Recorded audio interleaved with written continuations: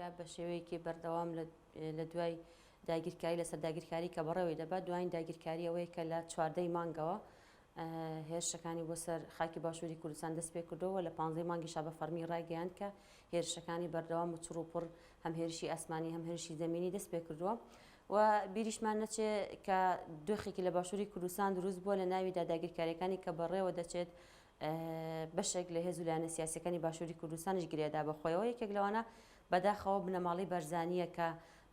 لە دوای چەندین هێرش یەک لە دوای یەک کە دەوڵەتی تورکیا بۆ سەر خاکی باشووری کوردستانی کرد تورکیا پارتی بەناڕاستەوخۆ هاوکار بوو لەو پلانەدا بەڵام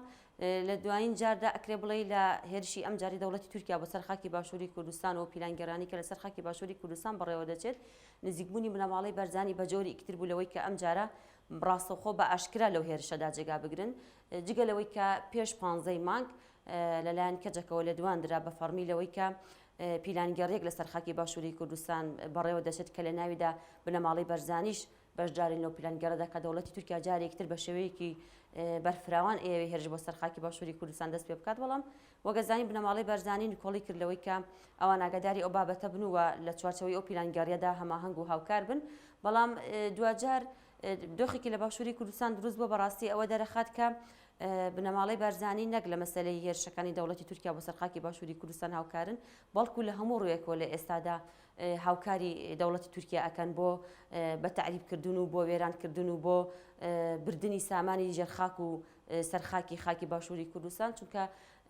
بینیمان لە دانیشتنێکدا کە مەسرور بەرزانی سەردانی ئەردۆغان دەکات لە تورکیادا یعنی نزیکبوونی ئەوان و هەڵوێستی ئەوان لە بەرامبەر پێشوازیکردنی شاندی پارتی بەوەی کە بە باکووری عێراق ناوی دەبات نەک بە هەرێمی کوردستان ئەو شێوازی پێشوازیکردن و دانیشتنانی ئەوان لەگەڵیاندا بخۆی ئیهانەکردنێک بوو بچووکردنەوەیەک بوو بۆ خەڵکی باشووری کوردستانش ئەکرێ بڵێ لە کەسایەتی بنەماڵی بەرزانیدا ئەمڕۆ سوکایەتێکی زۆر ئیدانەکردنێکی زۆر بە خەڵکی باشووری کوردستان دەکرێت کە بەڕاستی ئەمە جێگەی قبولکردنیە بۆ خەڵکی باشووری کوردستان کە نە لە بنەماڵی بەرزانی قبول بکەن بۆ جۆرەکە بگاتە ئاستە کە ئیتر هەموو سوکایەتیەک و هەموو داگیرکاریەک و هەموو ژەردەستەیەک لە بەرامبەر دەوڵەتی تورکیادا قبول بکەن وەنە بۆ دەوڵەتی تورکیاش ئەمە جێگەی قبولکردنەوە خەڵکی باشووری کوردستانش بە تاواتی لەم بابەتە نیگەرانە چونکە بیرمان نەچێ لە ئێستادا کە ئەوەی کە دۆخی خەڵکی باشووری گەیاندووە بەم ئاستەکە لە ڕووی جگە لە قەیرانە سیاسەکەی قەیرانی ئابووری و وێرانکاری ڕووی لە خەڵکی باشووری کوردستان کردووە لە ئێستادا جارێکی تر مامەڵە و ڕێکەوتنی نێوان تورکیا و بنەماڵی بەرزانی هەیە لەسەر فرۆشتنی غازی باشووری کوردستان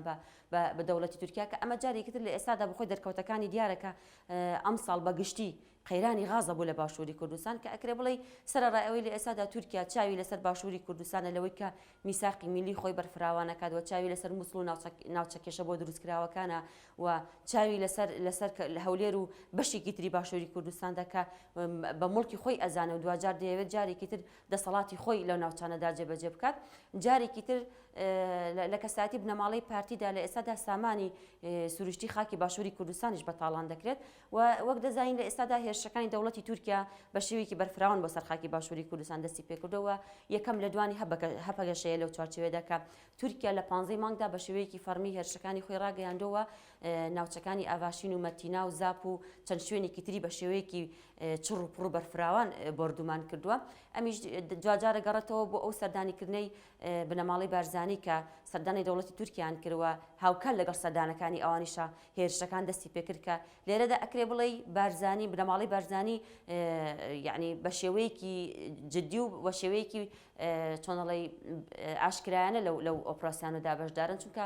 بێهەڵوێستی ئەوان هاوکار لەگەڵ سەردانیکردنی ئەوان و هێرشەکان و بێهەڵوێستی ئەوان ئەمە بخۆی لاوازی گەورەی حکومەتی هەرێمی کوردستانە سەرەتا و دوجار بنەماڵی بارزانی کە بەناوی حکومەتی هەرێمی کوردستان و بەناوی خەڵکی باشووری کوردستان و لە ئێستادا سەودا و مامەڵەیەکی نادروست و نادیموکراتی و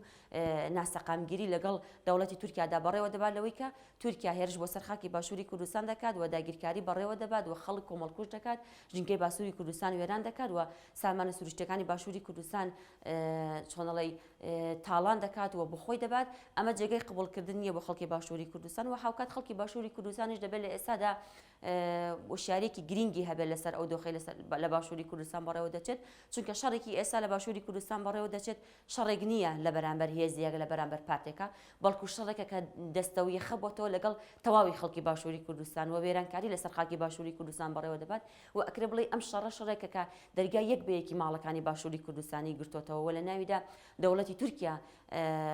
قڕکردن و داگیرکاریەکی زۆر لەسەر خاکی باشووری کوردستان بەڕێوە دەبات و بۆ بنەماڵی بارزانیش ئەمە جێگەی قبولکردن نیە لەوەی کە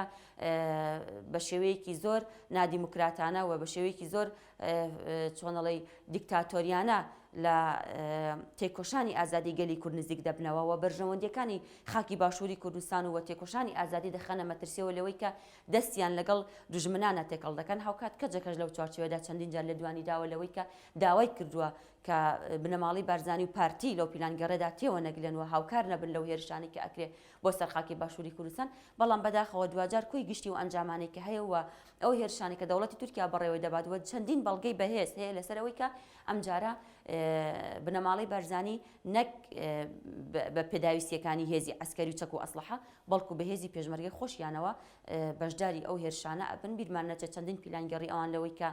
چەندین ئەندامی خوان بکوژن و سیاری سیڤیل بتەقێنەوە و هێرش لەسەر چەند شوێن بەڕێوە دەچێت و لە ئێستادا هاوکات دەوڵەتی تورکیا زەخت و گوشارێکی زۆری لەسەر گوندەکانی ناوچەکانی برادۆست و شیلاتزێ و دەوروبەری دروستکرۆ لەوەی کە چەندین خەڵکی وڵات پارێز کە هەڵوێستیان هەبووە لە بەرامبەر ئەو داگیرکاریانەی کە هەیە دەستگیر کردووە ئەمە دەریەخات لە ئێستادا بەڕاستی کە خاکی باشووری کوردستان کەوتۆتە مەترسیەوە حکوومەتی هەرێمی کوردستان هیچ ڕۆڵ و کاریگەریکی نییە لەم چوارچێوەیەدا و پەرلەمانی کوردستان بێ هەڵوێست و بێدەنگە لە بەرامبەر ئەو هێرشانی کە هەیە لەسەر خاکی باشووری کوردستان دوجار ئەکرێ بڵێ ساحەکە لە ئێستادا بۆ بنەماڵی بارزانی چۆڵکراوە بە جۆرێکە چۆن بیەوێت بەو شێوازە لە پێناو بەرژەوەندی دەسەڵاتی خۆی چونکە بەڕاستی ئەوەی کە بەرزانی ئەیکا لە ئێستادا لەسەر خاکی باشووری کوردستان لەگەڵ دەوڵەتی تورکیایە هیچ کات لە بەرژەوەندی گەلی باشووری کوردستاندا نیەوە هیچ کاتێکیش نابێت لە هیچ ڕوویەکەوە چۆنەڵی ئاسوودەیی بۆ خەڵکی باشووری کوردستان نایەن و ئیسفادەشی نییە بەڵکو ماڵوێرانی سیاسی و ئابووری و بە تعریبکردن و گۆڕانکاری دیموگرافی و وێرانکاری ژینگەی بە دوای خۆیدا ئەهێنێ و من پێم وایە هێزە سیاسەکان ئەگەر لە پێشوودا هەڵوێستیان هەبووە هەڵوێستەکانیان لاواز بوون و لە ئاستی ئەوەی کە نەچوونەتە بەرەی داگیرکاریەوە دەبێت هەڵوێستەکانیان ئەم جارە هەڵوێستی تونتر بێ و بەرەیەکی بەهێز لە هێز و لایەنە سیاسەکان دروست ببێ و ئەو مەترسیانی کە هەیە لەسەر خاکی باشووری کوردستان هاوکات کە عێراقیش بۆ خۆی لەژێر هێرش و ململانەی هێزە جیهانیەکان و ئیقلیمیەکاندا لە ئێستادا لە ئاڵوگۆڕێکی سیاسی سەریعدایە کە ئەکرێ بڵێ ئاڵۆزی شێوازیەکی زۆر بەخۆیەوە ئەبینێ و ناتوانێت سەقامگیری سیاسی و سەقامگیری کۆمەڵایەتی بۆ خەڵکی عێراق بهێنەوە بخاوکات بۆ خاکی باشووری کوردستانیش ئەکرێ ئەمانە بڵێ کۆمەڵی پیلانگەڕی هاوشێوەن کە ئەکرێ هێزە سیاسەکانی باشووری کوردستان هەڵوێستی جدیانە بێ و خەڵکی باشووری کوردستان خەڵکێکی هەردەم کە خەڵکێکی دەنگ زیندوو بووە خەڵکێکی بە ئیرادە بووە و خەڵکێکی سەرشەقام بۆ هەڵوێستی هەبوو لە بەرامبەرەوە داگیرکاریانی کە هەیە هاوکات ئەکرێ بڵێ هۆشیارێکی زۆریشە لەناو خەڵکی باشووری کوردستانە بەڵام بەڕاستی ئەرگۆ بەرپرسیارەتی ئێمەشێ لەم قۆناغەدا کە ئەو مەترسیانی لەسەر خاکی باشووری کوردستان بەڕێوە دەچێت بیگەرینە ڕای گشتی جیهانی و خەڵکی باشووری کوردستان هەڵوێستی هەبێت لە بەرامبەرەوەدا بێدەنگ نەبێت و پێم وایە لە ئێستادا من بانگەوازی بۆ خەڵکی باشووری کوردستانەکەم لە بەردەوام هێرشانەدا دەبێت چالاکی بەرفراوان هەبێت لە بەرامبەرەوە هێرشانەدا و بتوانن چالاکی مەیدانی ئەنجام بدەن هەڵوێستیان هەبێت لە بەرامبەر ئەو ڕێکەوتنێکی ئێستا بنەماڵی بارزانی لەگەڵ دەوڵەتی تورکیا ئەیکەن هاوکات ئەو هێرشانی کە دەوڵەتی تورکیا بۆ سەر خاکی باشووری کوردستان بەڕێوە دەچێت قبول نەکرێەوە هەرگیز جێ قبولکردن نییە یعنی بێگومان ئەکرێ بڵێ لە چوارچێوەی ئەو دۆخە قەیرانە سیاسی و ئابووری کە لە باشووری کوردستاندا دروست بووە لە مایەم چەند ساڵەدا چەندین هەڵوێستی کۆمەڵگەی باشووری کوردستان کە هەڵوێستی زیندوی سەرشەقام بۆ دروست بۆ ژنان تیایدا پێشەنگ بوون یعنی بیرمان نەچێ زیندوترین نمونە ئەوەی چەمچەمەڵ کە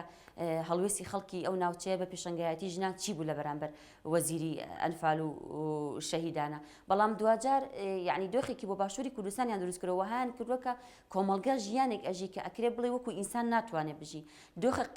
ئابوووریەکەیان وها وا قورس کردو لەسەر کۆمەڵگە کە کۆمەڵگە هەر شتێک لە چوارچێوەی مەسەلەی خزمەتگوزاری و دۆخە ئابوووریەکەدا ئەبینێتەوە بەڵام دۆخێکی ئێستا لە باشووری کوردستان بەڕێوە دەچێت دروستکردنی و ئەو دۆخە کۆمەڵایەتی کە هەیە لەوەی کە ئاو نییە کارەبا نییە چۆنەڵی موچە نییە و شت گرانە ئەمە بۆ خۆی گرێدراوی ئەو سیاسەتە جیهانیەیە کە بە تایبەت دەوڵەتی تورکیا لەسەر خاکی باشووری کوردستان بەڕێوە دەچێت کە سیاسەتی برسیکردن بە ئەنقەز نەک ئەوەی بڵێ خاکی باشووری کوردستان خاکێکی بەپید نییە خاکێکی بە بەرهەم نییە و حکوومەتی هەرێمی کوردستان خاوەن بودجەیەکی بەهێز نییە ناتوانێت خەڵکی باشووری کوردستان ئاسوودە بژێن یاخۆ پێداویستەکانی بۆ دابین کە بە پێچەوانەوە ئەکرێ بڵێ ئەم قەیرانە ئابووری کۆمەڵایەتیانی کە دروستکراون هەمووی قەیرانی بۆ دروستکراون کە بە سیاسەت لەسەر کۆمەڵگەی باشوور وا دەکەن بەڵام بۆ ژنانیش و بۆ کۆمەڵگەی باشووری کوردستانیش دەبێت ئەوە هێڵی سوور بێ لەوەی کە